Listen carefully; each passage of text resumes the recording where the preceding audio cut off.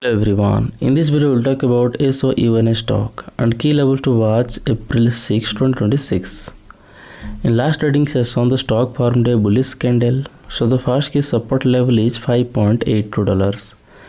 If the price goes below $5.82, it could test $4.82. The key resistance level is $7.17. If the price breaks above $7.17, it could test $7.99. That's my view on SOUN stock today. If you found this helpful, please subscribe for more updates. This video is for educational purposes only, not financial advice. Always do your own research before investing. Thanks for watching.